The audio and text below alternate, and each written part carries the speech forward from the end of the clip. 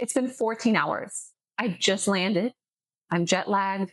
I smell weird. And do you know what my first thought is? It's not the beach. It's not finding the most Instagrammable spot. It's not even lunch.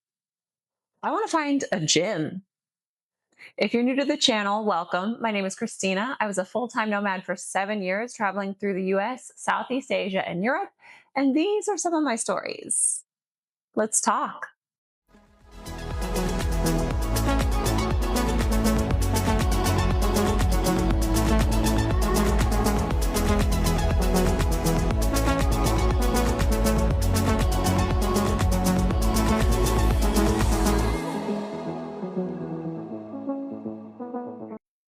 Here's the thing about travel nobody really talks about.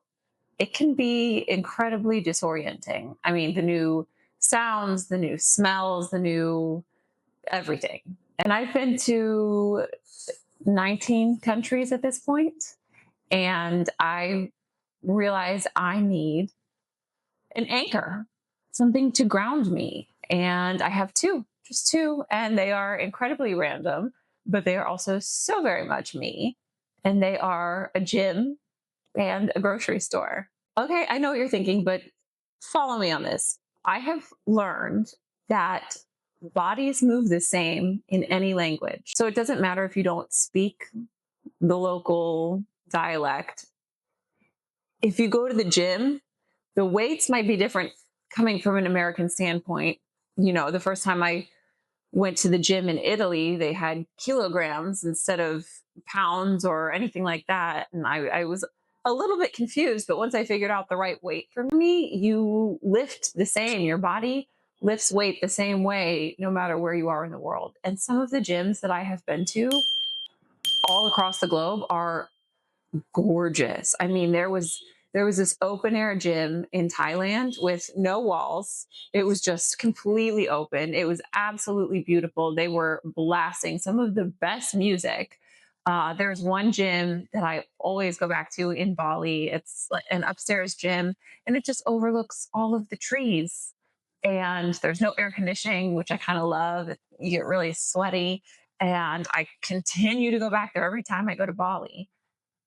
Even when I was in Italy and staying in a hotel, I went and worked out in the hotel gym in Italy, and that was mildly different, but still moving your body is such an anchor because even though the food might be different and you don't know the language, you're not sure how to get around, there's so many variables that kind of throw you off that being able to come back to yourself, your body, it's such a good feeling to know that you have that anchor there.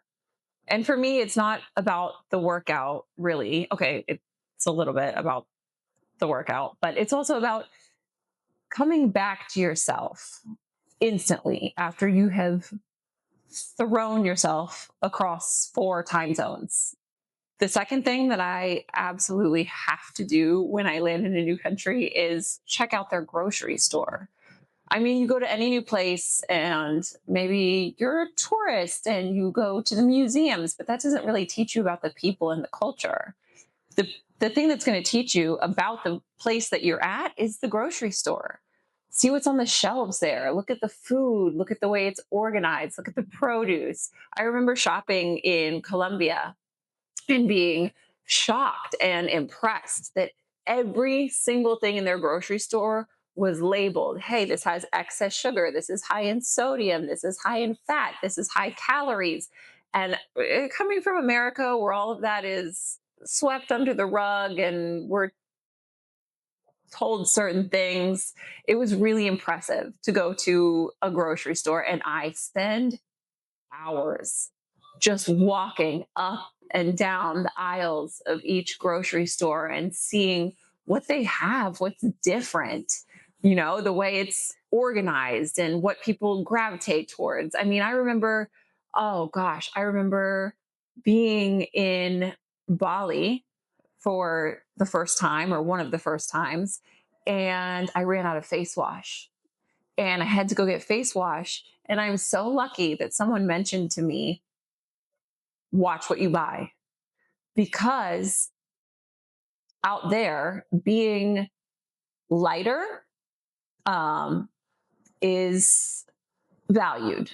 It means that you have an indoor job. That means you're not in the sun all the time. So they find that more valuable to be white. So a lot of their face wash and face and skincare products have whitening agents in them to make you whiter. And it's so funny because it is completely the opposite of what we as Americans think is attractive. I mean, we lay out in the sun all day. I'm not gonna lie, I use self tanner on the regular. So we love to look like we're tan, like we have nothing but time to lay out in the sun, but it's just flipped there. And it's so interesting to me to go to their grocery stores or their convenience stores and see what life is like there and to get kind of a perspective on what it is that they value. Stay with me here because these two things completely changed how I travel. I think that when we travel, we need an anchor, something that is familiar in the midst of something brand new. I think travel can either expand or exhaust you, and that completely depends on whether or not you bring yourself into traveling. You know, I spent years on the road thinking that I was supposed to lose myself in travel. And I did for a while, and that led to travel burnout. So that's the most important thing is bringing who you are into a part of the new findings of you. It's nice to get to a new place and say, who am I here? Well, the gym reminds me that no matter who I am here, this is my body and I am this person. And going to the grocery store reminds me that even though I might not be able to read all the labels, I'm still curious and I still care about what I put into my body. And there are these threads throughout the travel, and it's a way of saying, even though everything is chaotic and new, I'm still intentional and I'm still me. So if you're a traveler, if you're someone who has ever felt unmoored in a new place, try it. Find your anchor. Find the thing that speaks to you that says, I'm still me here.